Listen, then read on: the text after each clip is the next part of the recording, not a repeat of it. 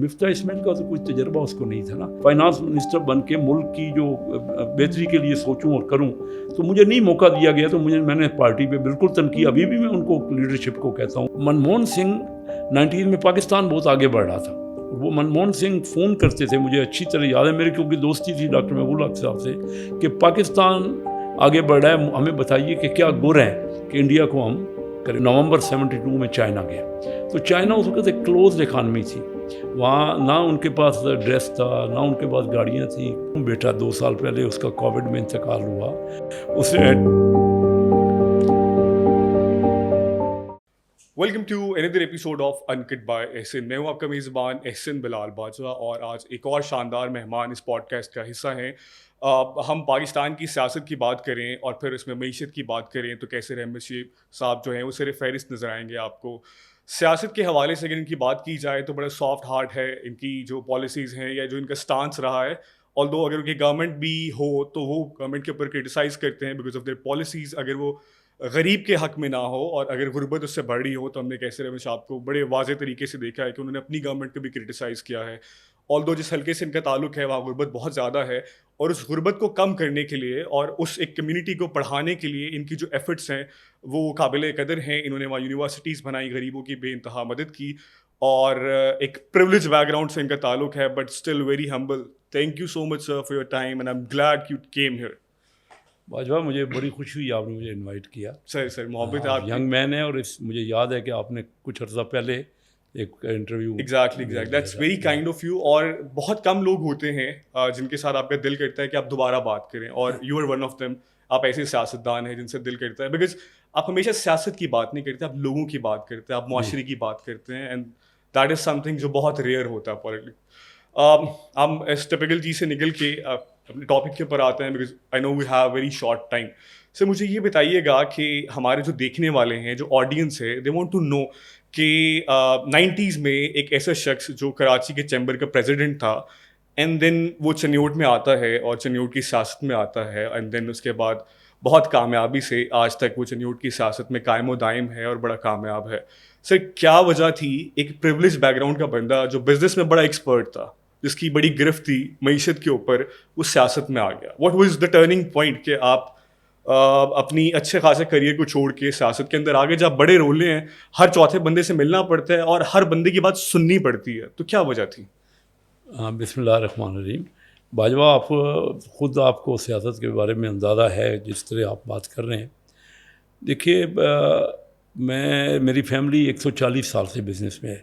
मेरे great grandfather Chiniot से, हम चनियोट में ही फैमिली तो रहती थी लेकिन जो मेल मेंबर्स थे वो मेरे ग्रेट ग्रैंडफादर कलकत्ता गए 1883 में।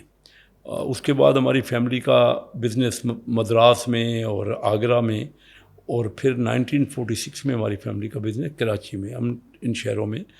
उस वक़्त चमड़े के बिज़नेस में मुसलमान सिर्फ थे क्योंकि हिंदूज़ नहीं थे। तो हमारे एक चनियोट वालों को अपॉर्चुनिटी मिली जब यहाँ रेल लाइन शुरू हुई, रेलवे की फैसिलिटीज़ हुई, तो कलकत्ता गए। चनियोट से 3 दिन का फासला था, तो वो फिर और मेंबर भी गए। तो ये हमारा तो बैकग्राउंड है। फिर कराची में 46 में जैसे मेरे वालिद और चचा बिज़नेस करते थे और मैंने ग्रेजुएशन पहले मैट्रिक चनियोट से किया, इंटर मैंने कराची से किया और फिर ग्रेजुएशन भी मैंने चनियोट से किया। तो शुरू में हम बिज़नेस में ही थे और तमाम हमारी चनियोट की जो कम्युनिटी है, एक बहुत लीडिंग बिज़नेस यहाँ करते हैं पाकिस्तान में। बहुत बड़े पैमाने पे चनियोट फैमिलीज़ का बिज़नेस है। तो मैं भी, हमारा भी फैमिली रिनाउंड है बिज़नेस में, और ये वाहिद हमारी फैमिली अल्लाह के फजल से कि Karachi chamber of commerce industry का मैं प्रेसिडेंट रहा। बिल्कुल। मेरा मरहूम बेटा 2 साल पहले उसका कोविड में इंतकाल हुआ, वो लाहौर गया तो Lahore chamber of commerce industry का प्रेसिडेंट बना। और उसके साथ वो शहबाज शरीफ साहब के बहुत करीब रहे और बहुत काम किया उन्होंने। उसने and I am really sorry for that. आपने इस मतलब वालिद के लिए बड़ा मुश्किल होता है सर। उसने टेफ्टा का चेयरमैन होते हुए, शहबाज शरीफ साहब बहुत उसको याद करते हैं, बहुत करीब थे।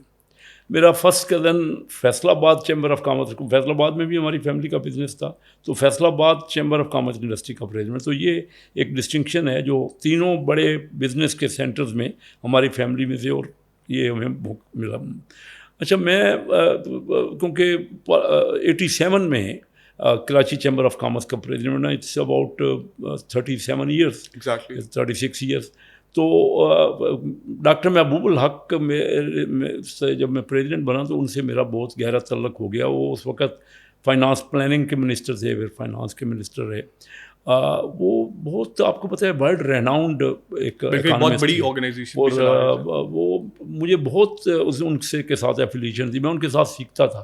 سو مچ سو کہ وہ جب بعد میں UNDP میں وہ بنے وہاں پہ, تو وہ امریکہ جاتے تھے تو میرا دل کرتا تھا کہ مجھے اور کوئی کام نہیں بھی, تو وہ جب جانے لگے تو میں ان کے ساتھ جا کے مجھے سمجھوں ان سے معاملات کو, اور ملک کے معیشت پہ اور پلاننگ پہ ڈسکس کروں.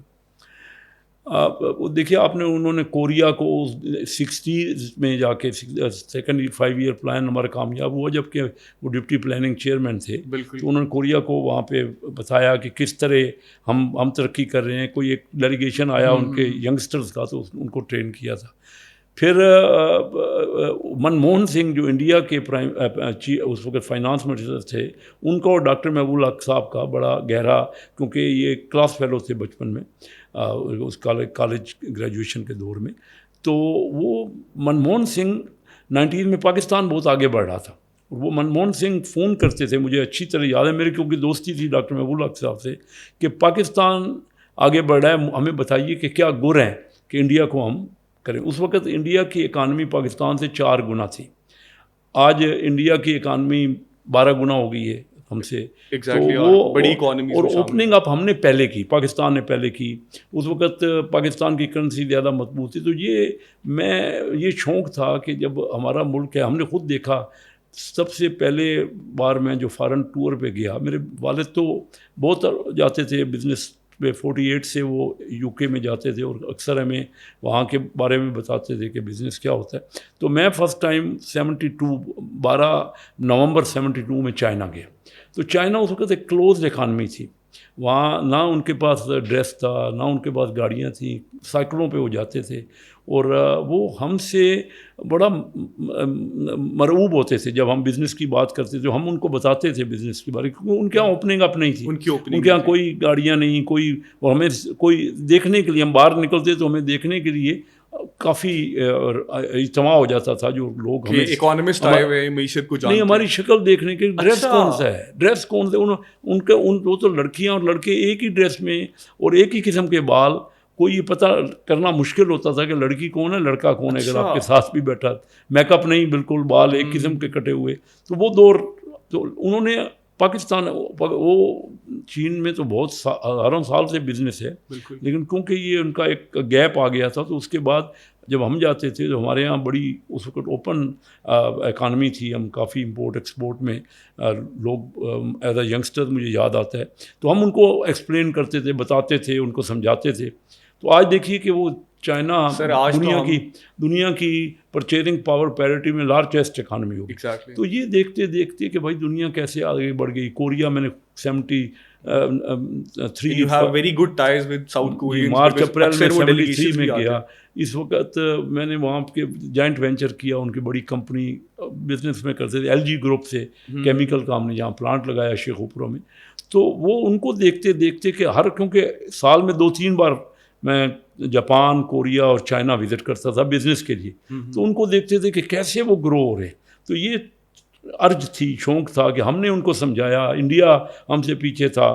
تو یہ سوچ کے جب میں نے محسوس کیا نا کہ چیمبرز میں کچھ ہم زیادہ ڈیلیور نہیں کر پا رہے, یا ہمیں کوئی اتنی آج بھی جو چیمبرز ہیں حالانکہ بڑی امپارٹنٹ ادارے ہیں, لیکن ہمارے جو فائنینشیل یہاں میٹرز ہوتے ہیں نا, وہ ادارے چاہے FBR ہو, چاہے انکم ٹیکس اور کسٹمز ہاؤس ہوں, اور یہ فائنینشیل جو بھی میٹرز میں ہم تجویزیں تو دیتے ہیں لیکن زیادہ اس کو وہ امپارٹینس نہیں دیتے. تو میں نے سوچا کہ کیوں نہ اس ہاؤس میں جا کے ڈائریکٹ الیکٹ ہوں, اور وہاں وزن ہوگا, وہاں پہ ہم جا کے اسمبلی میں جا کے پالیسیز بنتی ہیں.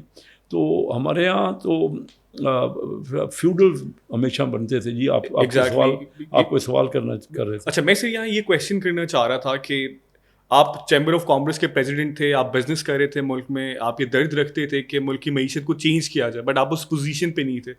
پھر فائنلی آپ نے وہ پوزیشن اچیو کر لی جو اس وقت آپ کو لگتا تھا کہ یہاں جا کے میں ڈلیور کر سکتا ہوں.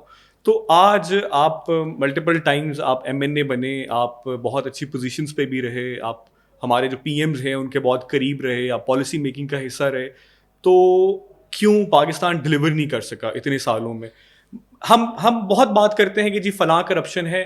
کرپشن سر اس ملک کا سب سے بڑا مسئلہ نہیں ہے. اس ملک کا سب سے بڑا مسئلہ تسلسل ہے. اس ملک کا سب سے بڑا مسئلہ کچھ اور ہے, بٹ ہمیں بتایا کچھ اور جاتا ہے. سو آئی وانٹ ٹو نو کہ سیاسی باتوں سے ہٹ کے کہ ایگزیکٹلی اس ملک کا مسئلہ کیا ہے. آپ پاور کوریڈورز کا حصہ ہیں, آپ وہاں سے کیسے دیکھتے ہیں ان چیزوں کو؟ دیکھیے بڑی آسانی سے میں آپ کو بتاؤں, کوئی اتنا مشکل نہیں ہے. میں نے تو یہ راز پایا ہے کہ جتنے ملکوں نے ترقی ہمارے دیکھتے دیکھتے کی, فلپائن ہے, تھائی لینڈ ہے, وہ ویتنام ہے, ان سب ملکوں نے ہم سے بعد میں ترقی کی. تو یہ جو راز اس میں ہے نا, وہ راز صرف یہ ہے کہ ایسا ماحول کریٹ کیا جائے کہ باہر کے لوگ پیسہ لے کے آپ کے ملک میں آئیں اور انڈسٹری لگائیں اور ایکسپورٹ لیڈ گروتھ. صرف ایک فارمولہ ہے, اور کنسسٹنسی آف پالیسیز ہے, مستقل مزاجی. ہم نے وہ ماحول نہیں, انفارچونیٹلی نہیں کر سکے. ہمارے یہاں یہی پتہ نہیں ہے پہلے تو کہ پالیسیز کہاں بننی ہے, کون. مجھے تو میں نے کہا نا 30 سال تو ہو گئے یہاں, اور ویسے 51 سال 51 ایئر سے میں پہلے بزنس پالیٹکس میں اور یہاں, لیکن ابھی تک میرے پاس کوئی نہیں ہے کہ جو میں کچھ خود کر جو میں چاہتا ہوں, یعنی کسی قسم کی پالیسی. حالانکہ اس وقت میں اسٹینڈنگ کمیٹی فائنانس کا چیئرمین ہوں, میں پرائم منسٹر کا معاون خصوصی ہوں, اور پرائم منسٹر صاحب میرے بڑے قریب ہیں. لیکن یقین جانیے کہ یہاں یہی پتہ نہیں ہے کہ کیوں ہمارے ہاتھ میں, یعنی الیکٹڈ ممبر کے ہاتھ میں کیا ہے, یا نیشنل اسمبلی میں کیا ہوتا ہے. بجٹ پریراگیٹو تو ہے نیشنل اسمبلی کا, نیشنل اسمبلی نے بجٹ بنانا ہوتا ہے. یقین جانیے ہم صرف تجویز کھڑے ہو کے دے سکتے ہیں. کوئی جو بجٹ بن رہا ہوتا ہے اس میں چند بیوروکریٹ, یہ 1-2 ادارے جیسے FBR ہوتا ہے, جیسے فائنانس منسٹری ہے یا اسٹیٹ بینک ہے, چند ان کے لوگ 8-10 لوگ بجٹ بناتے ہیں. تو جہاں پورا ملک کا معاملات ہیں, اور اکنامک پالیسی بھی اسی طرح ہے. دیکھیے سب سے میں نے آپ کو رات بتا دی ہے کہ ہم نے ماحول بنانا ہے. ان ملکوں نے ماحول بنا دی ہے باہر کا. اب اس وقت انڈیا میں 60-70 بلین ڈالر باہر کے لوگ انویسٹمنٹ لے کے وہ لائن ہم سے بعد میں آگے بڑھے. انڈیا سے تو اب ہمارا موازنہ ہے ہی نہیں ہے. آپ بنگلہ دیش کی طرف دیکھ لیں سر. بنگلہ دیش آپ دیکھ لیجیے, ہم ہی سے ہمارا یہ حصہ تھا. آج بنگلہ دیش دیکھ لیجیے کہ ان کے پاس ریزروز جو ہیں ہم سے کئی گنا ہیں, اور ان کی ایکسپورٹس ہم سے بڑھ گئی ہے. مقصد صرف کیونکہ میں کہنا یہ چاہ رہا ہوں کہ اوپننگ ہم نے پہلے شروع کی ان سب ملکوں سے, لیکن ہمارے یہاں بس اس کو کلوز کر دیا گیا. اس کو باہر کی اکانومی, باہر کے لوگوں کو انوائٹ ہی نہیں کیا گیا. پاکستانی بہت باہر ہیں, ان کے پاس پیسہ بھی ہے, ٹھیک ہے, بہت بزنس کر رہے ہیں. ہم 1 ارب ڈالر کے لیے, اب میں آپ کو بتاؤں, اور جو پالیسیز ہماری بنتی ہیں اس میں یہ نہیں کہ سارا مل جل کے بنائیں, کوئی ادارہ بنا دیتا ہے. مثلاً میں آج کل کافی زور دے رہا ہوں, آپ اندازہ کیجئے کہ 2-2.5 سال پہلے 3 ارب ڈالر جو کہ بہت بڑا پیسہ ہے آج کے حساب سے, 850 ارب روپے یا 85,000 کروڑ روپے, وہ چند امیر فیملیوں کو جو ان کے چہیتے تھے ان کو 0% پہ قرضہ دے دیا گیا. Exactly for 10 years. وہ ٹھیک ہے, وہ کووڈ کا زمانہ تھا, میں مانتا ہوں ان کا وہ جواب ہوتا, لیکن دیکھیے اتنا قرضہ فری دینا چند فیملیوں کو. ہم نے پوچھا بھی سوال فائنانس کمیٹی میں اسٹیٹ بینک کے گورنر سے, تو انہوں نے آفیشلی اس کا جواب دیا کہ 580 کمپنیاں ہیں, اور میں اگر زیادہ تفصیل میں جاؤں تو وہ 580 کمپنیاں 200-250 گروپ ہوں گے. وہ بھائی آپ قرضہ ہی دے رہے ہیں, اگر اسمبلی کے تھرو ہوتا, اگر آپ کے مختلف ادارے مل جل کے فیصلہ کرتے, کوئی ایک بندے نے فیصلہ کر دیا یا ایک ادارے نے, اسٹیٹ بینک نے فیصلہ کر دیا, ابھی ان کو شاید عمران خان صاحب PTI کی حکومت میں دیا, شاید ان کو پتہ بھی نہ ہو, اسمبلی میں یہ کوئی بات نہیں آئی. یہ باہر سے ہمیں, کیونکہ میرے تعلق والے ہیں وہ لوگ, میرے سے تعلق والے پارٹ آف بزنس کمیونٹی, تو مجھے پتہ ہے کن لوگوں نے لیا اور کیوں لیا. اب ہم ان سے پوچھتے ہیں کہ ان کا نام دو اور اماؤنٹ دو اسٹیٹ بینک سے. میرا کہنا آپ سے مراد ہے کہ ان ساری پالیسیز میں خود حکومت کا بھی رول, پتہ نہیں کون کرتا ہے یہ فیصلے. نہیں ویسے that is very strange, because Hare government جاتی ہے اور اسے پوچھا جاتا ہے کہ فلاں چیز کس نے کی تھی, تو وہ کہتے ہیں ہم نے نہیں کی.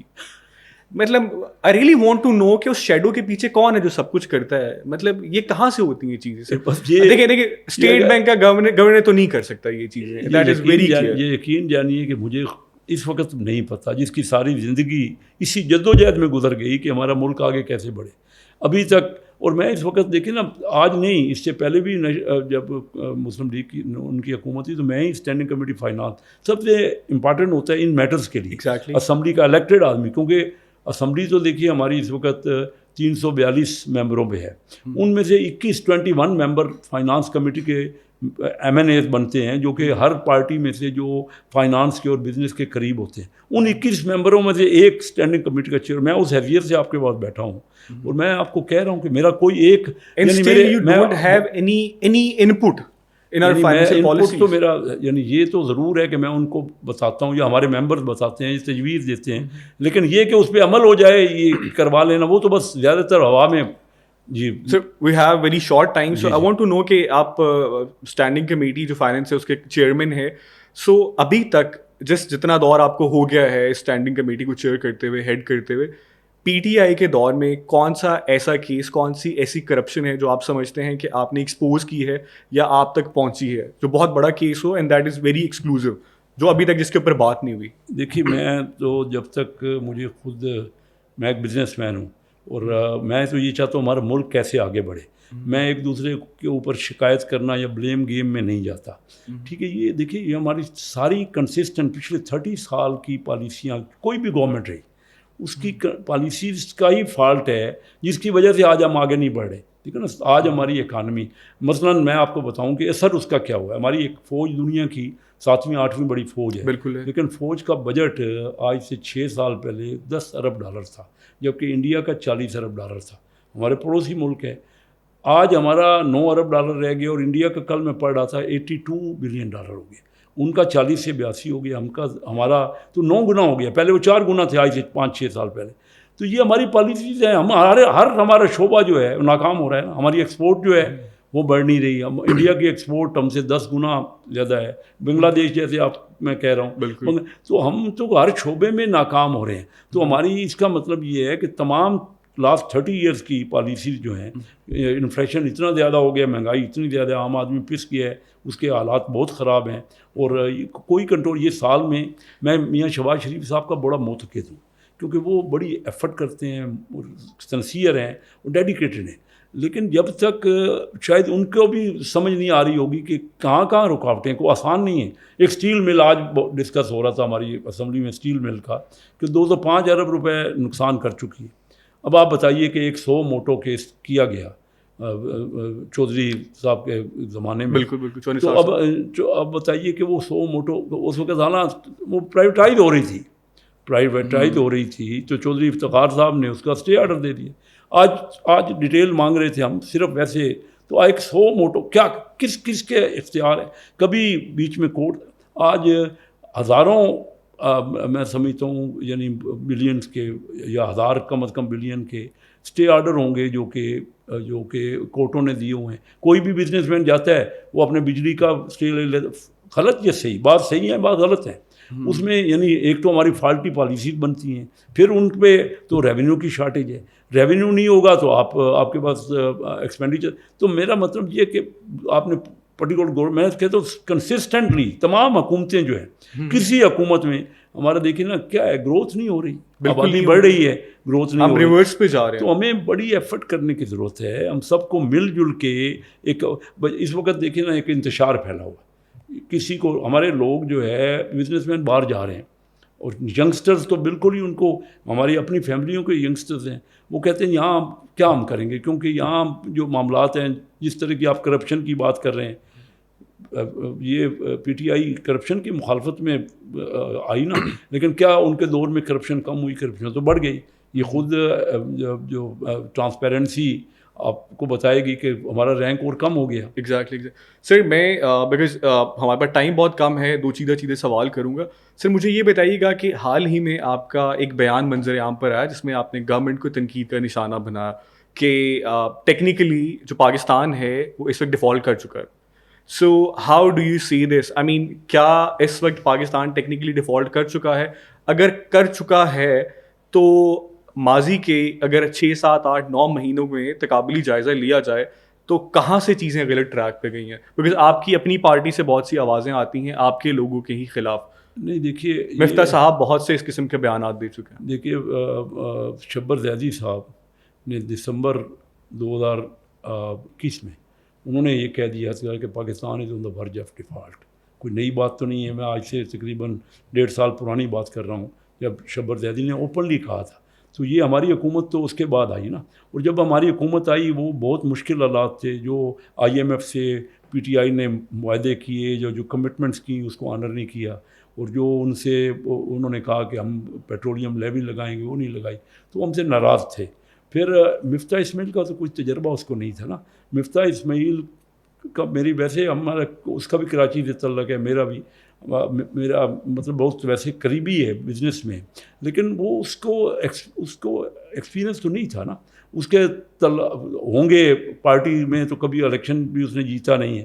تو مجھے اس بات کا قلق تھا کہ میں جب یہی مشن پہ اور اسی مقصد کے لیے, اور یہی ڈیڈیکیشن ہے میری کہ میں فائنانس منسٹر بن کے ملک کی جو بہتری کے لیے سوچوں اور کروں, تو مجھے نہیں موقع دیا گیا. تو میں نے پارٹی پہ بالکل تنقید, ابھی بھی میں ان کو لیڈرشپ کو کہتا ہوں کہ آپ نے کیوں, وجہ تو مجھے بتا دینا, کیا ریزن کیا ہے, میرا فالٹ کیا ہے کہ آپ مجھے موقع نہیں دے رہے ہو, جبکہ میرے مقصد ہی میں نے 30 سال اپنے دیے ہیں اسی کام کے. کیونکہ پالیٹکس کو آسان کام نہیں ہے, جیسے خود آپ نے کہا.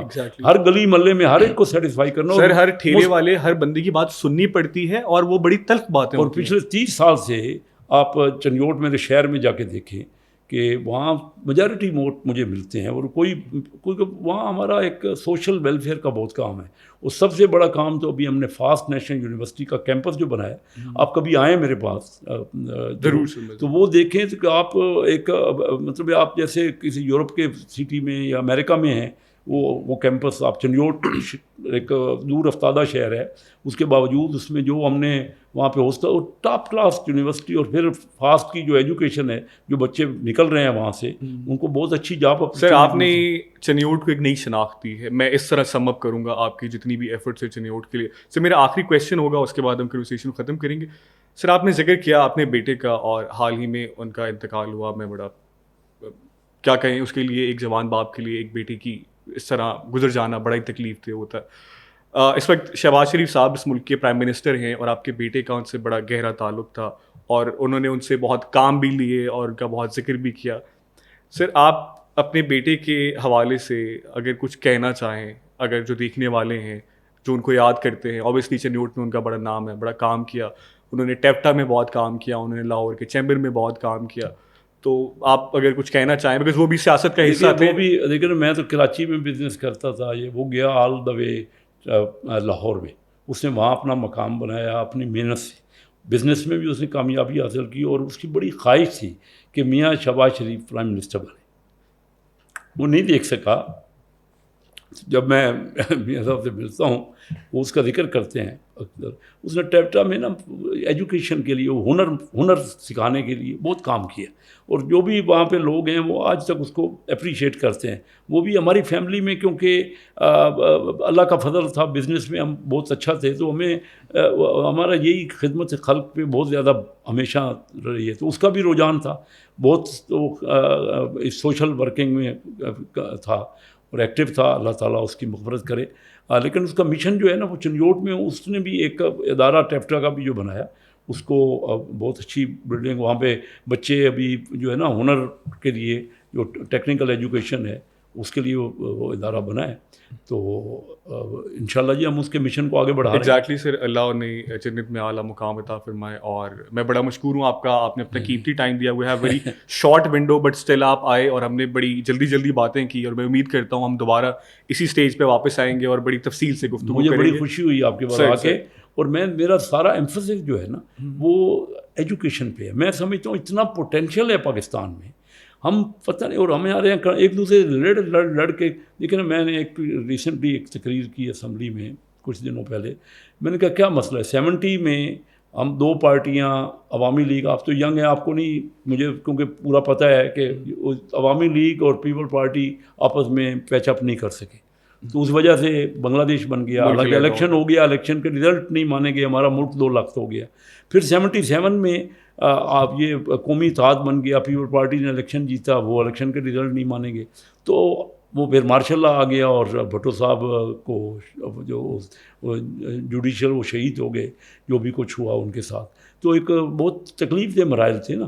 تو جب الیکشن تو ہمارے یہاں بھی زور دے رہے ہیں خان صاحب الیکشن پہ، الیکشن ہونے چاہیے. آج بھی ہم نے کہا ہے کہ الیکشن ایک دن میں ہوں، کوئی ایک دن ہو. اب وہ الگ ایک کہتے ہیں کہ پنجاب میں الیکشن ہو. یہ بات اتنی نہیں تھی کہ جس کو ہم اتنا زیادہ، ہمیں تو دیکھنا تھا کہ ترقی کہاں ہے، ڈیولپمنٹ کہاں. وہ بھی پی ٹی آئی جو ہے وہ ملک کی جماعت ہے نا، جو ان کے بھی لوگ پاکستانی ہیں، الیکٹ ہو کے آتے ہیں. ہم سب مل کے کیوں نہیں بیٹھ سکتے؟ یہی مشکل ہے جس کی وجہ سے ہمارا ملک دن بدن نیچے جا رہا ہے. ہم آپس میں ایک دوسرے سے جو ہے نا جھگڑے کر رہے ہیں. تو مسلسل پچھلے 51 سال سے میں یہ دیکھ رہا ہوں کہ یہی جو کانفلکٹ ہے اس کی. آپ دیکھیں چائنا اتنا بڑا ملک ہے، ہم سے 6 گنا ملک ہے، 140 کروڑ کی آبادی ہے، لیکن ان کے یہاں پریزیڈنٹ الیکٹ ہوتا ہے. ان کے یہاں کوئی اتنے جھگڑے میں نہیں دیکھتا یا نہیں پڑھتے اخباروں میں کہ بہت زیادہ کانفلکٹ ہو. سر جب سے میں نے ہوش سنبھالا ہے میں اس ملک میں الیکشن کے مسئلے ہی دیکھ رہا ہوں. ہمارے یہاں یہی مطلب ملک کے مسئلے نہیں ہیں، یہاں الیکشنز کے مسئلے. اور زیادہ تر باتیں آپ دیکھیں نا اسمبلی میں بھی ہم یا آپس میں ٹاک شو میں بیٹھ کے بھی زیادہ تر آپس میں اختلاف کی کر رہے ہیں. یہ نہیں بتا رہے چلو وہ کہے میرے پاس یہ منصوبے ہیں، میں اس طرح آگے بڑھا لوں گا، میں کہوں میں. اور ایکسپورٹ لیڈ گروتھ پتہ ہے کوئی اتنی مشکل بات نہیں ہے. کوئی ابھی ایسا کوئی نہیں ہے کہ بہت کوئی ٹیکنالوجی ہے اس میں، کیونکہ دنیا کے ملک آگے بڑھے ہیں، پتہ ہے کہ کس طرح آگے بڑھنا ہے. آپ کو باہر کا انویسٹمنٹ لانی پڑے گی، ماحول ایسا بنانا پڑے گا کہ آپ کے ملک میں لوگ آسانی سے خوشی سے آئیں. ابھی ہمارے یہاں کوئی آتا نہیں ہے. $1 ارب بھی ہمارے یہاں ڈائریکٹ فارن انویسٹمنٹ نہیں اپنا پاکستانی نہیں آتا، صرف اتنا تنگ کرتے ہیں. اور ایکسپورٹ پہ زور دینا پڑے گا. اور ایگریکلچر کو ہمیں پتہ ہم سب ہے، اور یہ ہمارے قابل لوگ ہیں.